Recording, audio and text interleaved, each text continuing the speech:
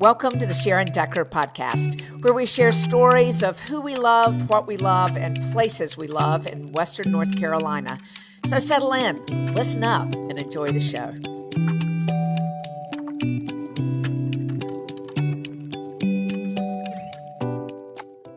Welcome. I'm so excited that you've joined us on the Sharon Decker podcast today. I'm just overwhelmed with joy to be able to introduce you to Lindsay Barnett. Lindsay, thank you so much for joining us. Really appreciate it. Well, thank you for having me, Sharon. It's a treat to be here. Yeah, Lindsay lives in Swannanoa, North Carolina, one of the hardest hit areas during Hurricane Helene.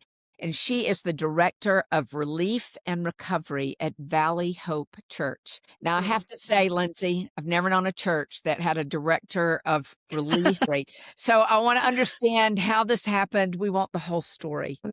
Well, thanks for asking. Thanks for this chance to help tell our story about our community and just all the wonderful things that have taken place since the time of that destruction, right? It has been such an interesting path because never in my life have I seen so much pain and so much loss and just kind of overwhelming grief in a lot of ways. And yet, I think almost anyone that you meet around here would say they also have equally never seen so much beauty and goodness and generosity that has just been poured out from all over the country, as well as our local community members right here. And so it's been an incredible thing to just have this front row seat to get to see God's generosity, his provision, the ways that he has so met us right where we are in our greatest time of need. So I'm thankful for it all.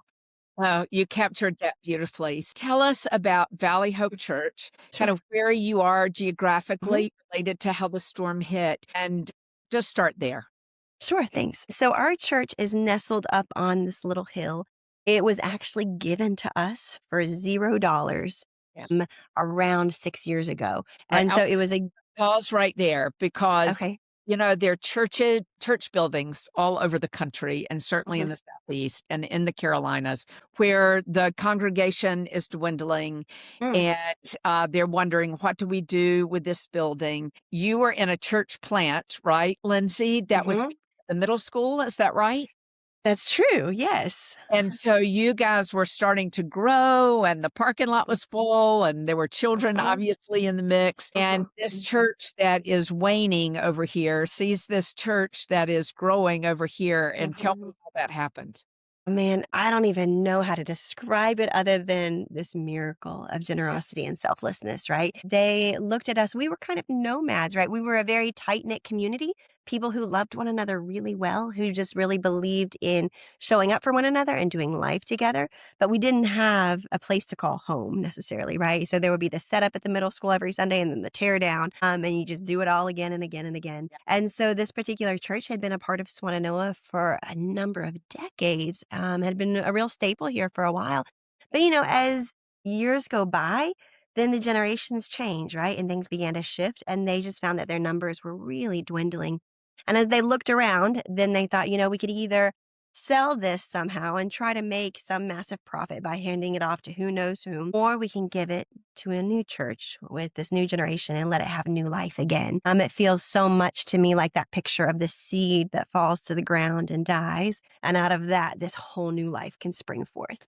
And so that was kind of our story. And it's beautiful because we can look back and you see from the very beginning of that kind of a foundation to even now and where the waters stopped outside of our doors, it all just feels so clear that this is exactly where God wanted us to be. So the Swannanoa River is located directly across the street from our church. You go down the little hill, there's Old 70, and then the river is right behind them. And when Helene came through, it dumped what they estimate is 40 trillion gallons of water on the mountains around us. And so many of those creeks and streams and rivers all flowed together and began to overflow right here in the Swannanoa Valley.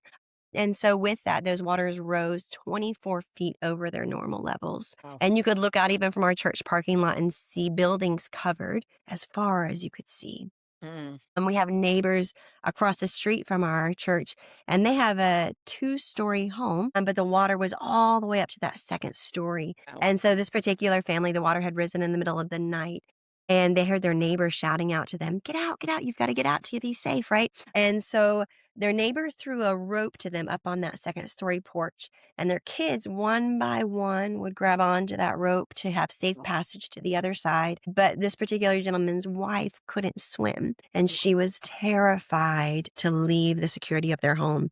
But at the same time, you also had things like semi trucks, you had storage containers, you had entire trees and sheds, even homes that were being carried away and Right, floating down that street that had now become a river behind us. And so they knew if something hit the back of their home, the whole thing could come down. right. And so he ended up being able to try to give her courage to leave. But Mm. as she was crossing on that rope, something did in fact hit their home and it shook the rope and she was kind of tossed off downstream. But thankfully, one of those storage containers actually kind of pinned her up against the bank where she was able to climb on top to be saved.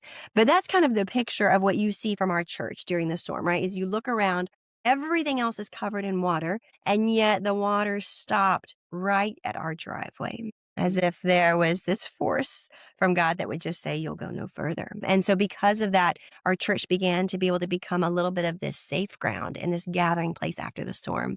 Neighbors would stream in from all around to be able to come and to get food, water, meals, and, really most importantly of all, this place of community and gathering and belonging together.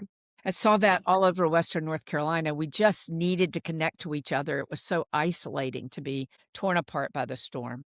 Yes, exactly.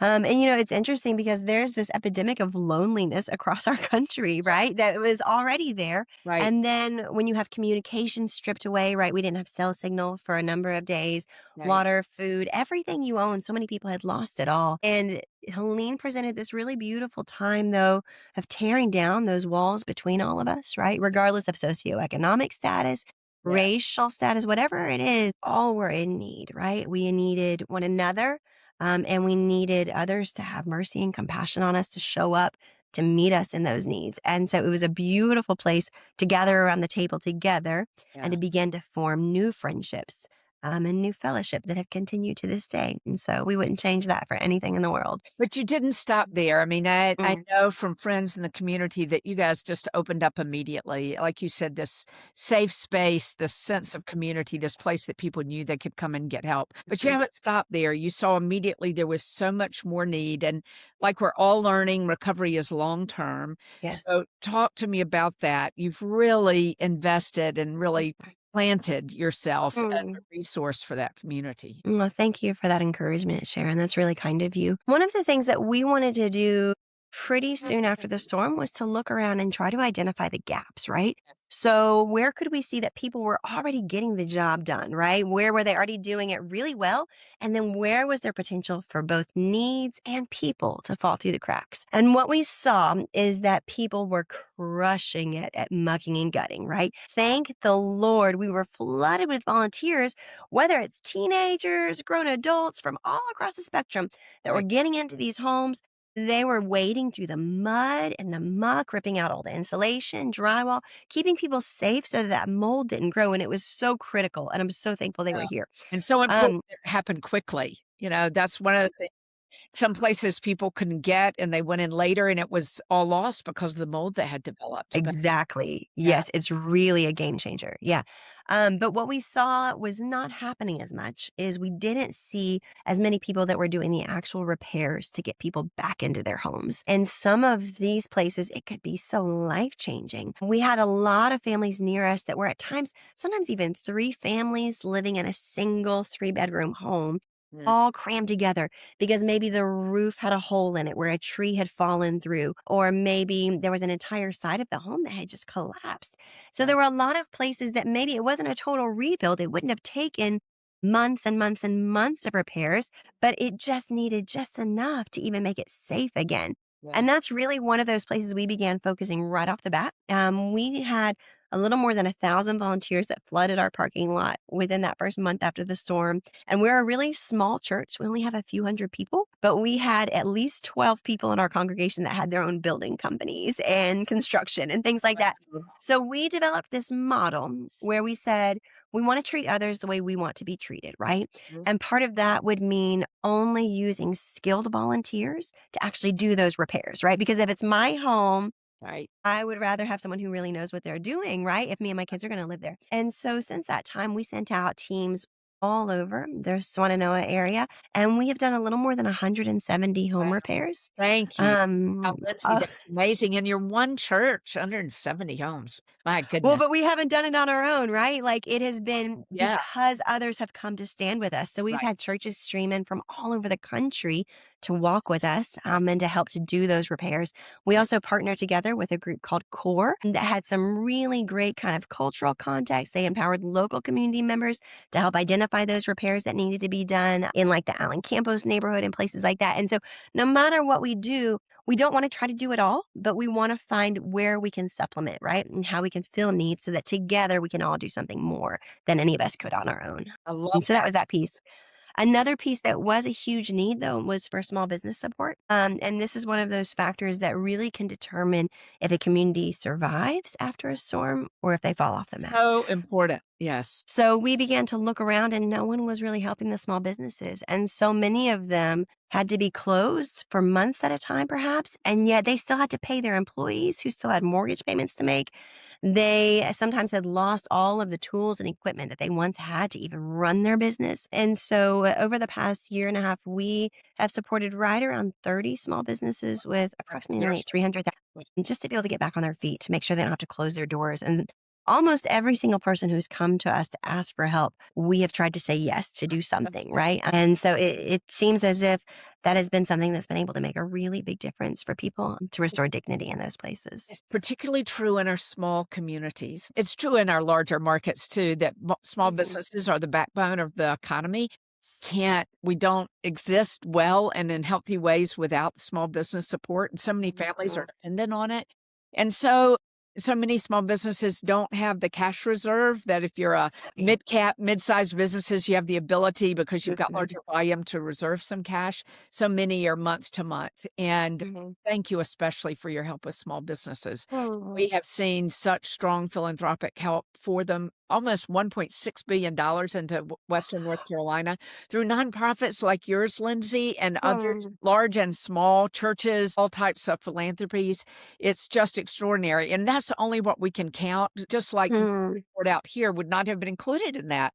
And Right. Yeah. so I, like you, have seen just such an abundance of community response from so Mhm. many beautiful places. And I'm so grateful for what Valley Hope has done in Swannanoa. And you haven't stopped. So tell us more. Yeah. So where we are now is in kind of that, I would call it this next stretch of the effort. And one of the places that we looked around to try to see where are we really having the greatest impact are on these total home rebuilds. And so that would be when you come around a family in a home that has to be completely rebuilt from the studs out, everything ripped down and built back from scratch. And so we have adopted a total of 12 homes that we're rebuilding in that kind of capacity.